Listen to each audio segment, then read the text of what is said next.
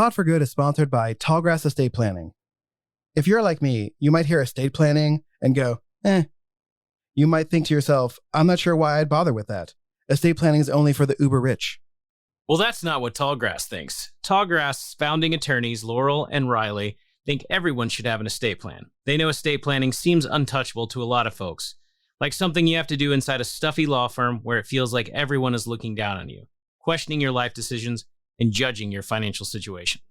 But I promise you, Tallgrass is nothing like that. For one, they work out of their home so their clients can feel at home. They obsess over making clients feel like they belong and are supposed to be there. They will take time to answer all of your questions, even those uncomfortable ones involving ex-spouses. They will work relentlessly to make sure your plan is exactly what you need to feel secure, at peace, and prepared for whatever the future has planned. So if you've been putting off planning for what's going to happen when you're no longer around to make anything happen, it's time for you to give Tallgrass a call at 918-770-8940 and start your plan today. Or visit their website at tallgrassestatePlanning.com. Schedule a free initial consultation.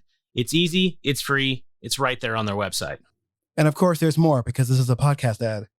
If you tell them you're a Pod for Good listener, they're going to take 25% off their service fees. Stop thinking estate planning isn't for you and give Tallgrass a call today. Again, that number is 918-770-8940, or visit them on their website, but I'm not going to spell it out for you, tallgrassestatePlanning.com. Thank you again, Tallgrass Estate Planning, for being a Pod for Good sponsor.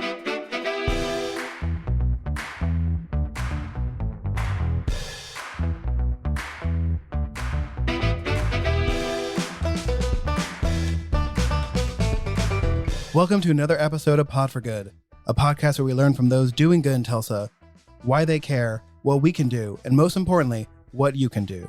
Pod for Good is produced and edited by Random Productions. I am your Chief Philanthropod, Jesse Ulrich. And I'm your Vice Admiral Philanthropod, Chris Miller. And today, our guest is Andreya Williams, Director of Tulsa Service Year. We talked to Andreya about what Tulsa Service Year brings to Tulsa, how teaching middle school kids prepared her for working with college kids, and that these are fellows, not interns, Jesse. Listen, they still get paid more than me. Enjoy.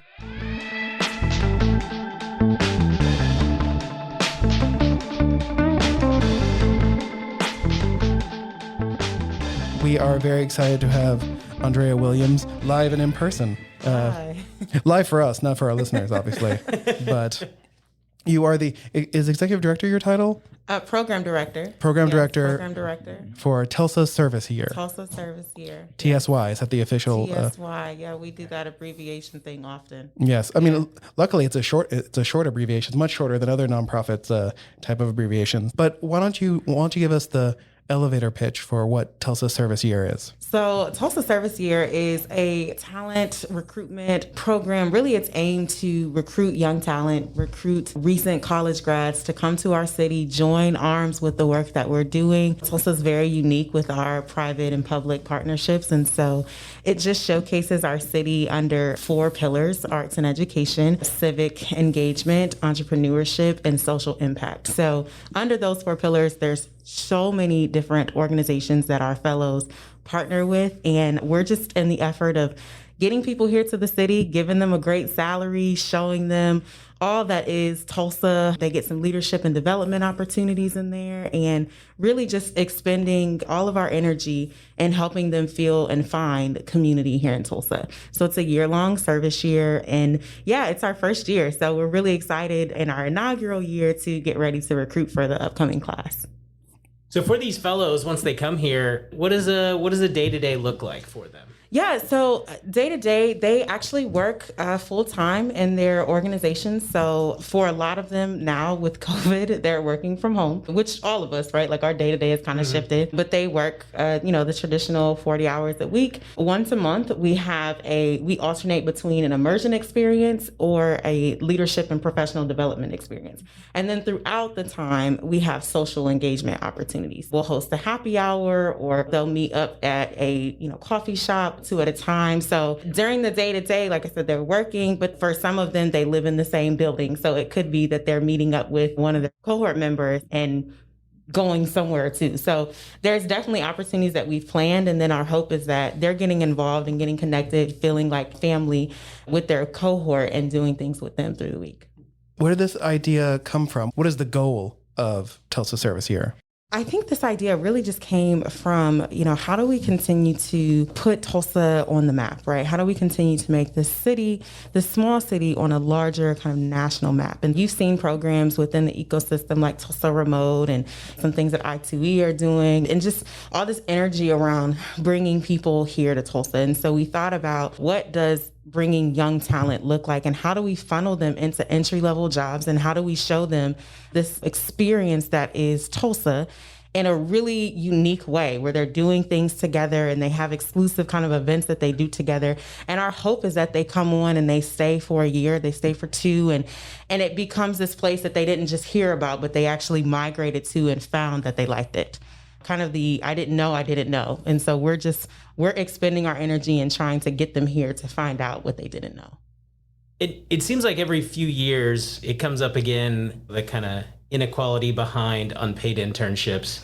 For you, why was it so important to have this be a paid position rather than an unpaid internship?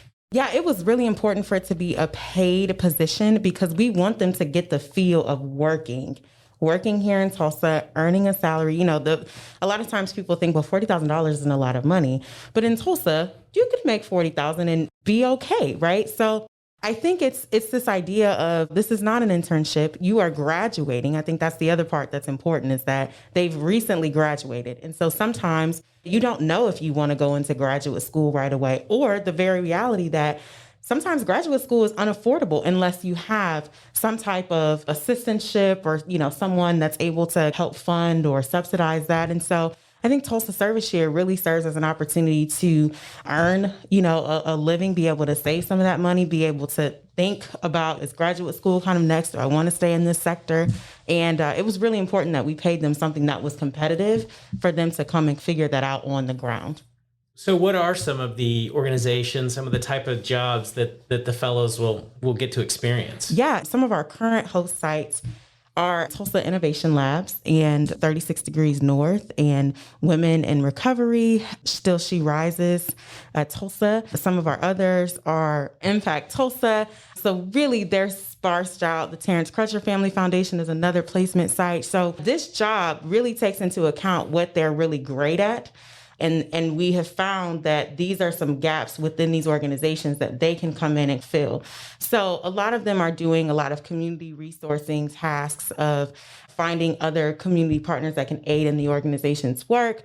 For some of them, it's compiling data and being able to analyze it and compile reports, whether those be qualitative or quantitative, that speak to what the organization is doing. So it really also depends on what the fellow brings into the organization. And then certainly they have a job description, but we certainly will tailor that a little bit to where they really shine, so that they're also getting a chance to put their passions towards something that they like that impacts the org. Well, so I noticed like some organizations are nonprofits, some are for-profit businesses. So it's Tulsa Service Year that's paying them, not the organization they're going to work for, right? It's Tulsa Service Year that is paying them, yes. So, I imagine I2E could afford to pay $40,000 for its intern, but Still She Rises, I know, wouldn't be able to handle that. So I was just double checking that. And do you think you want to put a podcast production company on the list for next year? It could be possible. All right. We are actually preparing our host site applications as we speak. So go ahead and apply. And we'll I will. Of course, I don't know how I feel about my intern making more money than me, but... But that's a conversation for another time. So just think of him as a fellow, not that's an right. intern, That's right. A fellow. A fellow. That's a fellow. Yes. Does that make it feel better? No. I'm sure. A little bit. Yeah. My title is CEO doesn't mean I make a lot of money, right? You're originally from Ohio, correct? Yes. And you moved here in 2013 to work for the University of Tulsa, right? Look at your memory, Jesse. Wow. How did that happen? How did going from one Midwestern state to what some people refer to as another Midwestern state? So that's an argument. That's another argument. Yeah. How did you find the University of Tulsa? What did you do at the University of Tulsa? How did you feel about your time there? I was teaching 7th grade social studies. Exactly. Middle school kids are the worst. Exactly. And the thing is, I love the kids. I have such a passion for teachers that are in the classroom, especially in this time, and who are really not in the classroom, but kind of doing virtual teaching. And so really for me, being in the classroom day to day and all the other things that came with it, I felt like burnout was imminent quickly. And I really needed to pivot into something that I knew I loved doing. And TU, I had some feelers out there from before I actually had accepted the position. And TU was one of them. And they asked, there was the position for an area coordinator, but specifically for the international living community. And prior to teaching, I had worked in Japan and I had worked in Hawaii. And travel really, pretty regularly. And so it was ideal for me because I was able to work with so many different cultures and so many different students. And I also could identify. I was a minority student at a predominantly white institution when I went to college. And so navigating that space when you are different than others was something that I could personally identify with. And so I really got excited and interviewed for the position. They brought me on and I stayed at TU for 7 years. I stayed in that position for 2 and then was promoted to the assistant director of residence life. And so in that, I found that I was able to really kind of apply some of what I had done in my, graduate work and certainly in my undergraduate work, writing curriculum. A lot of people think like you write curriculum for college students, but in residence life, we do, because there's a belief that in residential education, you're learning how to converse with people, how to mediate, how to navigate difficult conversations,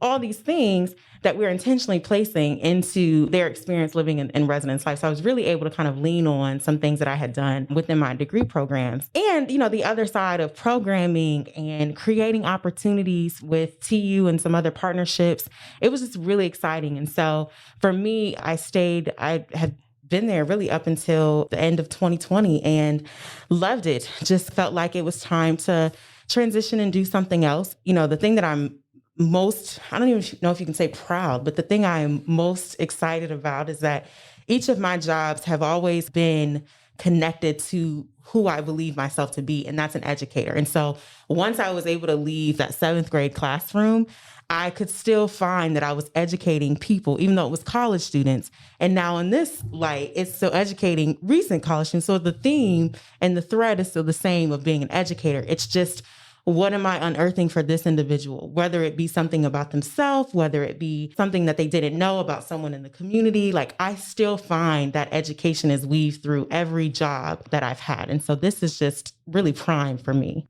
You mentioned that you felt like going from middle school students transitioned well to college students. From what I remember about being in college, it felt like a lot of us acted like middle school students a lot of times. So it felt like a natural transition. That was my selling point in the interview. Yeah, it was very much my selling point because the question was, how can you connect what you're currently doing to this position? And for I was working in residence life. And so typically what you see is a lot of first year students and second year students in the residence halls. They then transition to, at TU's case, into apartments and townhomes. So the population that I was working with was primarily first and second year students who are trying to find themselves, who are trying to figure out who they're going to be, trying to grow in their thought from moving from, rural Oklahoma to, so they're also in this discovery mode, just like a 7th grader trying to figure out what's, we introduced sports, I think in 7th grade. And, am I going to play sports? Am I going to, do yearbook, all these decisions. But yeah, that was literally my pitch for my interview. So I'm glad you pointed that out for me. I don't know about your experience post undergrad, but I wasn't 100% sure I wanted to be a history teacher, right? Yeah. Like college professor. I didn't know this. Even after I finished my undergrad, and I had a weird thing where I was going to study overseas and I didn't fill out the one form you're supposed to fill out to let overseas colleges take FAFSA money. But even so, we all sort of went through a process of like, okay, college is done. What do we do now? Yeah. What do we do with these skills we may or may not have? And running into I got a college degree, right? That's what you said you wanted, but now you want me to have experience in something that I couldn't get before I had a college degree. So these fellows, are they all confident on what it is they're wanting to do? Or are they still in that sort of exploring phase? I think it's hard to say if they're all confident in what they want to do. I believe that they all have very strong convictions of what they love, of what they like doing. I think that part is true. This time gives people this chance, now that I'm here, I didn't know that I was going to like this job. And in fact, if I'm going to law school, I'm thinking about one of my fellows who is applying to go to law school. I'm doing legal research. I'm looking at cases. I'm looking at surrounding states and what are their policies. And so this is very applicable to the field that I know that I want to transition into. So I think there's a conviction of knowing what you like. And then there's also this curiosity. And I think the curiosity is what gets them here. So I think it's premature. I don't even know if it's premature, but I don't think it's probably accurate to say they know for sure or they don't know for sure. But I think there's some convictions of what they know. And then there's obviously some curiosity that this job kind of satisfies, at least in giving them exposure to something that they may not have known they liked. I know there are some companies and organizations that you work with that are in fields where normally that person would have some sort of master's degree or would do something after the 4-year undergrad to learn specific skills. So has there been thought to what happens if someone really likes the place they're working, but needs to go back to school to get the degree to then come back to the place to work? I think those are all possibilities. Now, I want to be clear, like our goal is to help them transition into the position, obviously to help them find. So the 2 R's that I think about are recruiting and retaining. So we're talking retaining side. And when I think about retention, it is absolutely furthering their work here or connecting them to someone that can do that. So the fellowship really is only a year. But if the organization wants to take on funding that position, and it could be that they offer some type of subsidy or some type of incentive to go back to school, because really to kind of transition into this next role, you may need some not extracurricular, but extra education. So it could look very much like that. How we help the fellow into kind of finding a second year outside of the fellowship permanency is definitely my job. But if they need to go and get, more education for a position, that's certainly a part of the conversations that their host sites are having with them. So I noticed that you have obviously some nonprofits and for-profit as well as government opportunities for these students. Sorry, fellows. Okay. Only my first slip up on that one. What kind of other opportunities are there for them to engage with the community outside of their jobs? Outside of their jobs, in terms of like community engagement, we have what we call Tulsa Term. They really get a chance to learn about Tulsa. For Tulsa, it's important that they learn about the Tulsa race massacre and the Black Wall Street experience. And in this particular time, there's conversation around what will a community kind of service project look like for them to do together. But keep in mind, we're still in our first year. So some of these iterations are things that are still, left to be planned. But in terms of kind of this community engagement aspect or this community service aspect that they do collectively, that's not really present. But they do meet, like I said, monthly to do either an immersion experience in Tulsa. For an example, one of the opportunities that they had a few months ago was an experience called Wander and Wonder. And so they wandered around the city of Tulsa and stumbled upon different gyms and things like that. But they also kind of wondered, how do I fit into this frame? How do I fit into this ecosystem? Where is my organization within this? Where do I fit within the organization too? I think there are opportunities for them to think about their place within community through activities like Wander and Wonder. I don't wander so much in Tulsa because I generally know where I'm going. I wandered a lot in Boston, that's for sure. I'm like, oh, I'm here now. I think it's funny that the things that we drive past sometimes that's that true. We don't even think about. I think about my drive to work, and it's like I go here, I get on 75. Although now I'm trying to get on Riverside because there's traffic, crazy traffic. But yeah, I think the idea is if you are an autopilot and you don't take the time, you don't prime your mind to think about where are you and specifically not where are you, but like, where am I on a micro and on a macro scale? And I think those things help you think about your contributions to the community at large. Yeah, and that's something, might as well throw it out since we're at the Leadership Tulsa facilities. Sure. They have a lot of, that's kind of one of the main points of their main Leadership Tulsa program is they have days out in the community. And as someone who's spent, the majority of their life growing, in the Tulsa area, I was able to learn about things and places that I knew nothing about. So I can see the power of that, especially to someone who is coming fresh to Tulsa who had never been here before. Right. Absolutely. I'm so happy for you. You got to see those things in person and not over Zoom, as my leadership class had to do. Oh, well, you were a recent class. Are you 63? 63, yeah. Yeah. So a rough leadership Tulsa year, but the longest leadership Tulsa year. So there's that. Leadership Tulsa year. But yeah, like I wanted to see the Porta Catoosa in person, but nope. So didn't happen this year. No, maybe in 2021. So. So how did you end up working out of here, out of the new Leadership Tulsa facility? Leadership Tulsa is one of our partners, one of our community partners. They facilitate the community, or not the community, I'm sorry, they facilitate the leadership and professional development experience that I talked about. And we do so much work together, and they have a space. And so it just fit within our thinking. And honestly, it was definitely a decision made before I got here. But I think the line of thinking is that we were already working together. And so there was space here. I think now is a good time to talk about the fairy grandma, the fairy godmother of this podcast. Grandmother. sorry, Marcia. The fairy godmother of this podcast, Marcia Bruno Todd. Are you working with her? Are you working with Jandrew, as she calls them, Jake and Andrew from Tulsa Changemakers? Like, how are you interacting with the different spokes of the Leadership Tulsa wheel? Everyone has been super helpful in helping me feel comfortable here. I probably talk to Marcia the most. Marcia and I work together closely because she does, like I said, the sessions for Tulsa Service Year. But also, Marcia is just a really wonderful, fantastic, super, want to make sure you're comfortable and all of that individual. And she just exhibits so much care, concern for people. And I work closely with her. And then some of the other people within the center, Wendy Thomas is phenomenal when it comes to strategy. And when we talk about kind of what our office looks like, we can go in one of the conference rooms and sit out and talk strategy and come up with a whole plan for what does recruitment look like. So I've worked with different individuals in different ways here. And I'd like to think of them as just contributors and thought partners and office mates. So it's been exciting to be here for sure.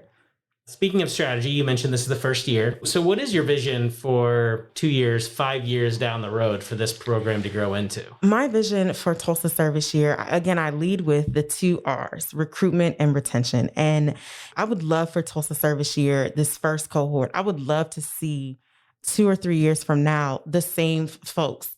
I want to be realistic and say, I don't know if 100% of them will be here, because I certainly can identify that some of them have been accepted into, law school and medical school, and that's phenomenal. But I would like to see some of those same people here, either working where they started or working somewhere else and having the experience that I had. I came to Tulsa, I literally thought I was going to be here a year, maybe 2, and I was out. And I'm working on year 8. So when I think about success, I think about that. What does 2 years look like? It looks like some of the same people who gave Tulsa a chance are still here, and they're still helping make Tulsa this really unique place.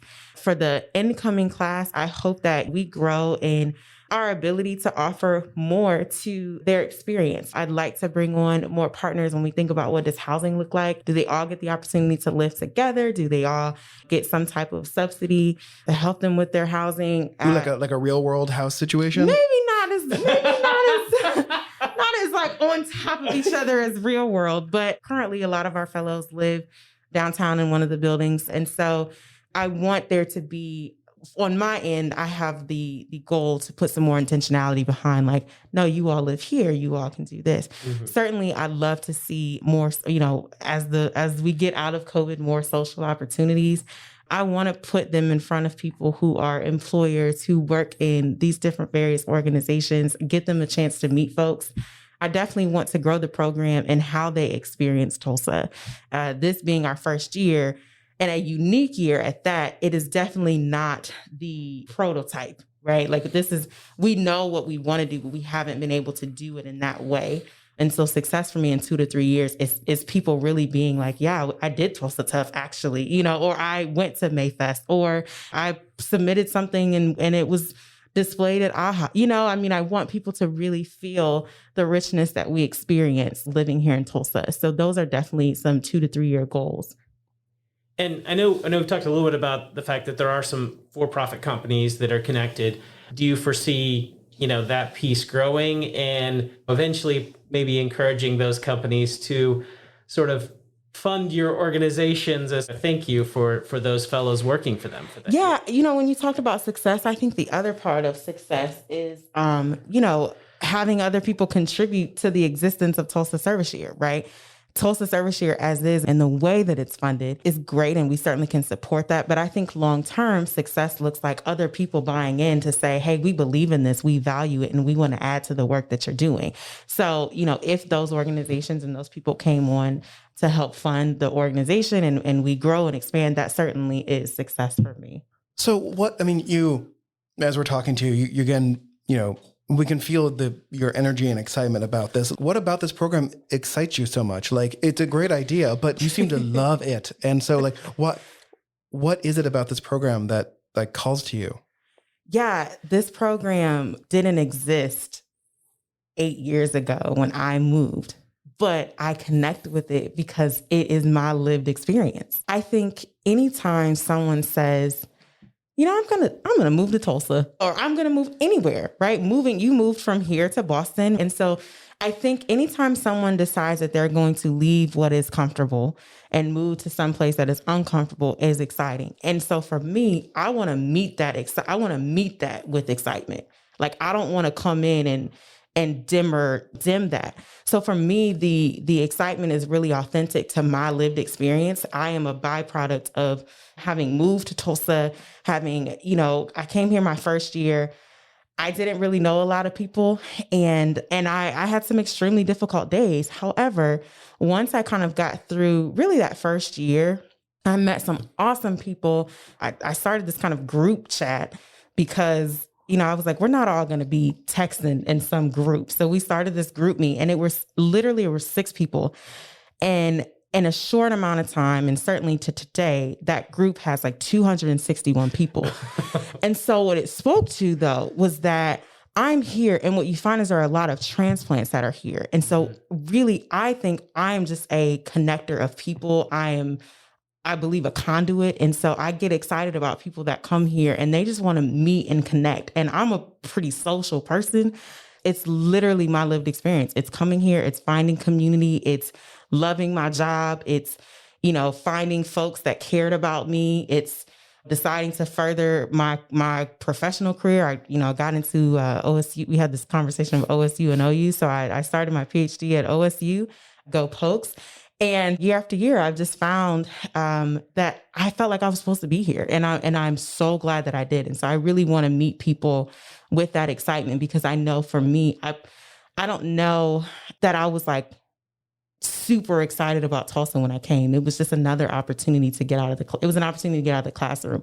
But I'm so glad that I did. Right. There's a verse, not even a verse, it's like a quote that says, like, I wouldn't have chosen it per se, but I wouldn't have changed it. And so I did choose Tulsa, but emphatically I'm saying, like, I wouldn't have changed it. I've grown a lot here. And I think people will do the same when they come. I'm sorry, I stopped listening after Go Pokes. Oh, just dang. kidding. No, listen. This isn't that kind of podcast. I know. It's not a sports podcast. Contain yourself. Yeah. No, they're all funny. I do want to circle back to an important discussion we started earlier, and that was talking about whether Tulsa is Midwestern or Southern or what okay. it is. Southwest. Is it? Yeah. So I don't know, what I it have is. my conviction. I've been told it's not Southern because you can't get enough grits and sweet tea. Yeah. Also, we weren't around when the Civil War happened. We weren't a state. Yeah, we weren't a state. Yeah. But What, I'm curious. 1907? Or is our state? 1907. Yeah. But I'm curious, as a true Midwesterner, your perspective. True Midwesterner. Yeah. The Northwest expansion of 18 whatever.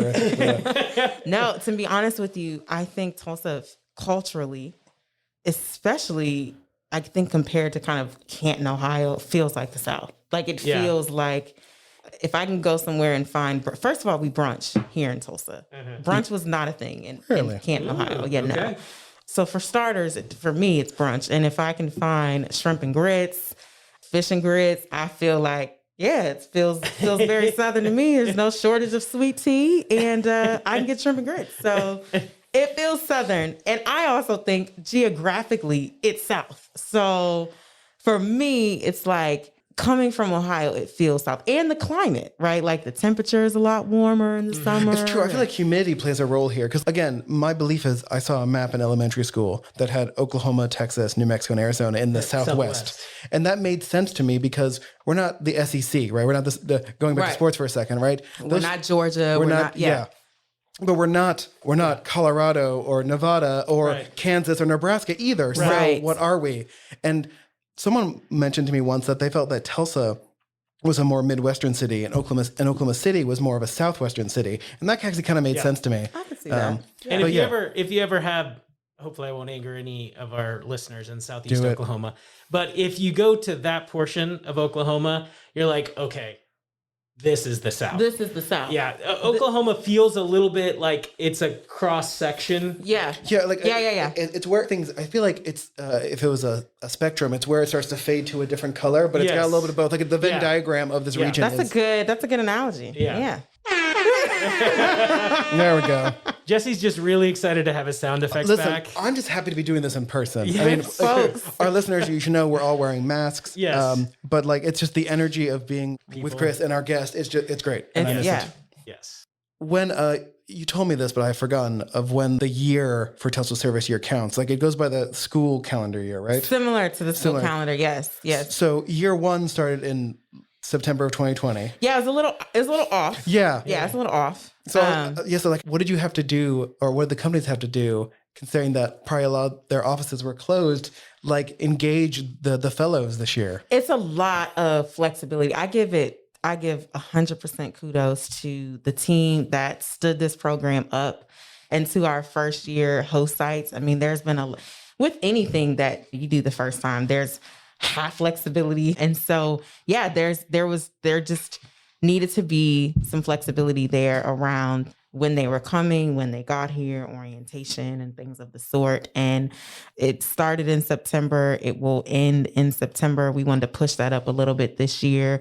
And I moved from August to August. So it's still at 12 months, but August to August. It could be May if someone is transitioning or rolling off, but August to August.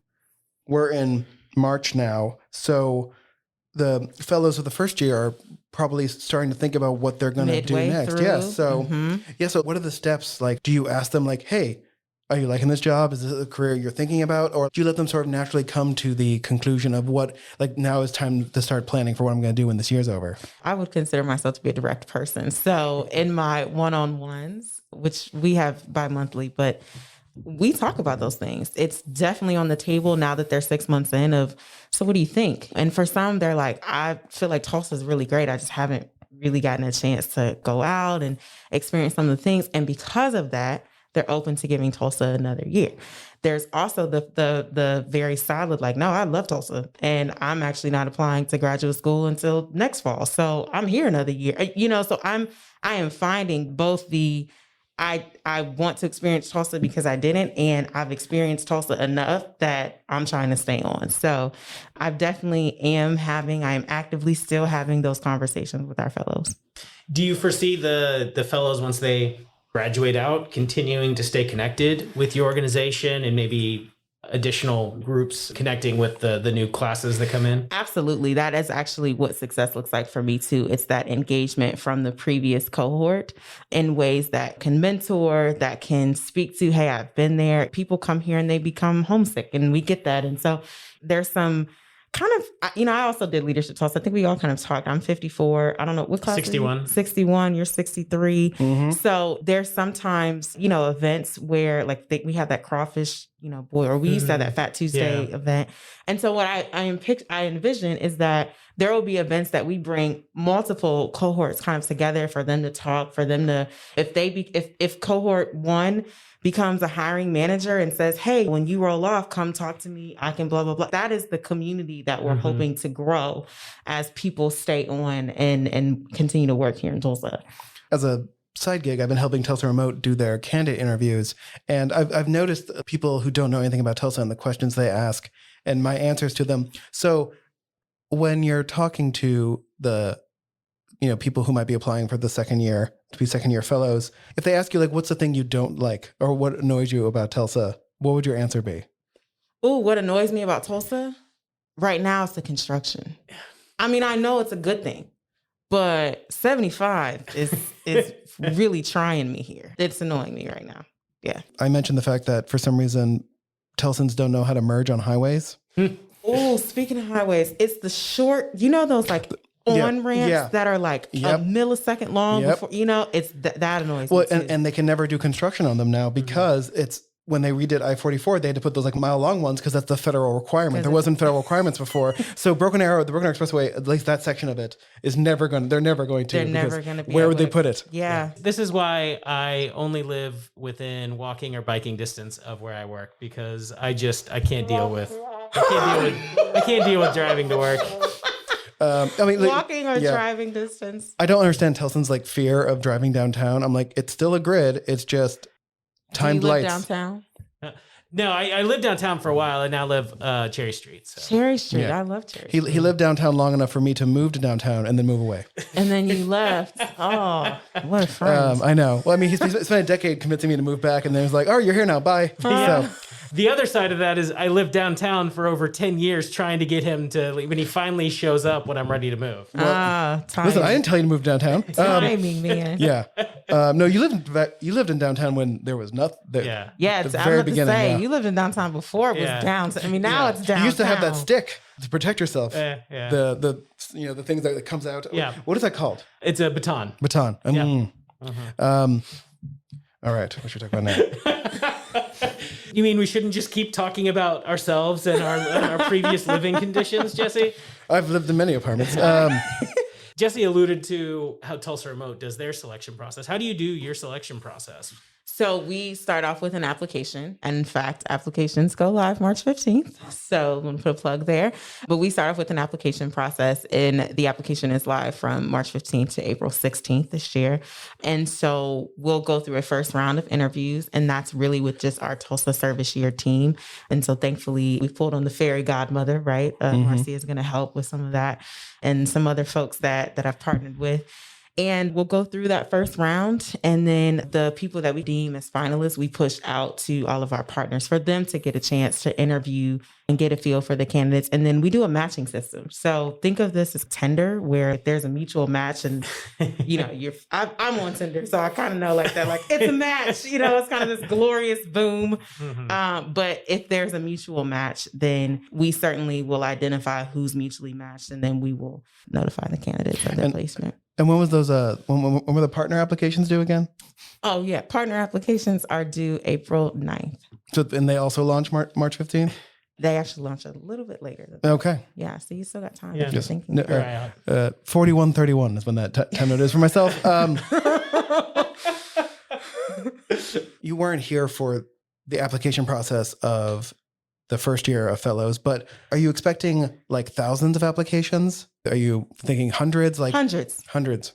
Last year there were hundreds. I anticipate there will be hundreds. Is there a committee other than, on top of you who go through these applications, decide who's a right fit and who's not a right fit? So that's kind of what I charged some folks that I would consider to be collaborators and community partners, because I am really technically the only staff member of Tulsa Service Year as the director.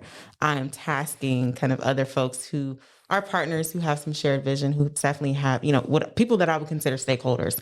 They are going to help process those applications. Similarly to last year, there were multiple kind of people that worked at different areas, and they came together to score and to process the application. Only in nonprofits are you a director with no other employees. That's nonprofits for you. That's this is year one. So part of success is adding a team staff. And adding a staff. Someone for you to manage. Yeah. Yes, exactly. Definitely need that support. So do you actively recruit specific locations, specific schools, anything like that? Or how do you get the information out there? Yeah, so we use social media. We're also thinking about our demographic, right? Like our target demographic is on social media regularly, right? So we're definitely using our platforms, Facebook, Instagram, LinkedIn, TikTok, all of those.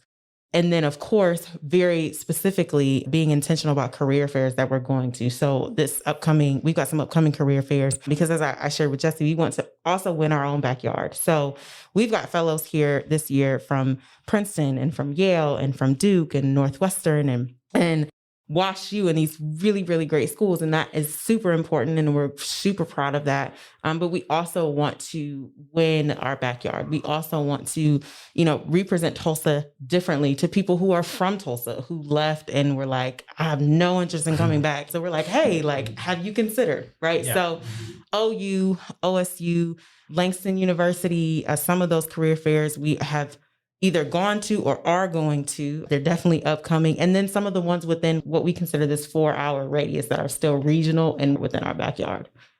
So that'd be the University of Arkansas too, right? Yeah, U of A. Mm-hmm. Mm-hmm. Are you a U of A? No, my wife is. Oh, okay, okay. Yeah. I pointed to him just because he drives to Arkansas a lot. And I'm like, that's within 4 hours, right? Yeah, I definitely was like, oh, you seem like you're a UA alum.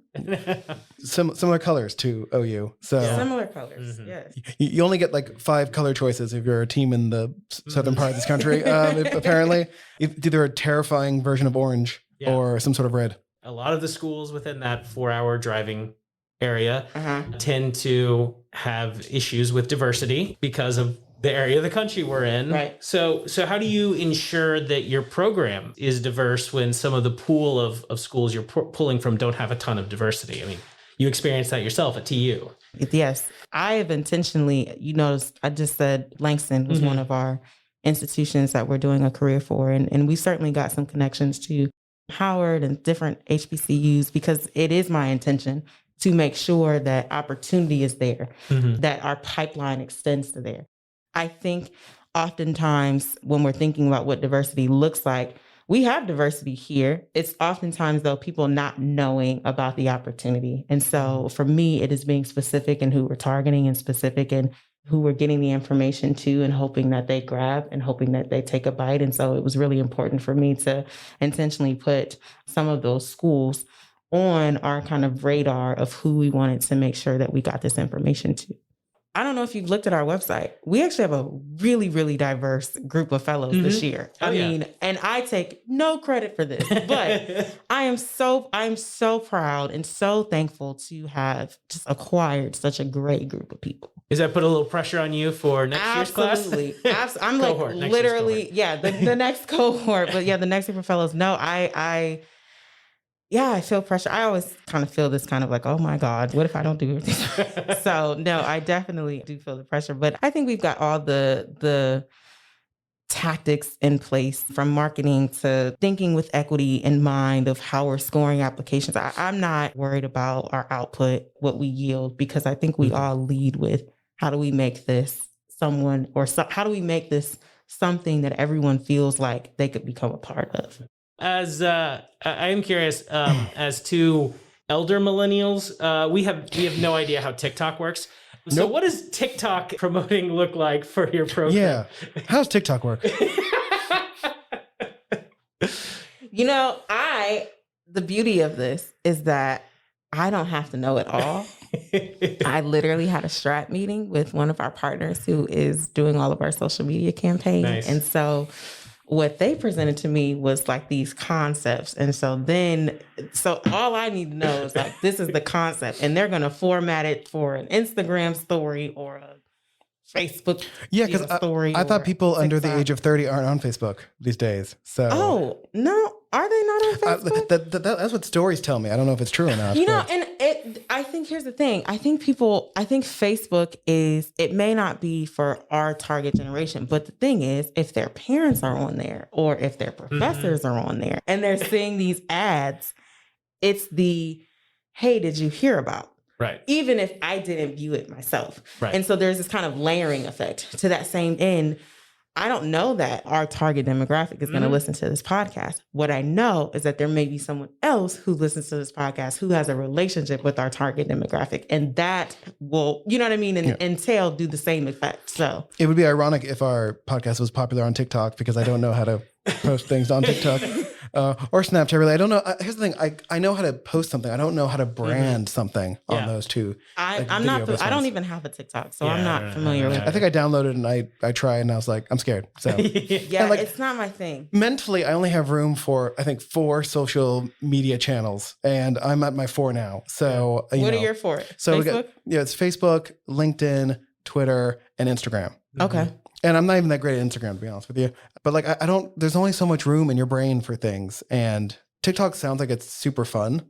Sort of like how Vine was fun before Twitter killed it. Yeah. There's definitely a space for those short video type of social media programs.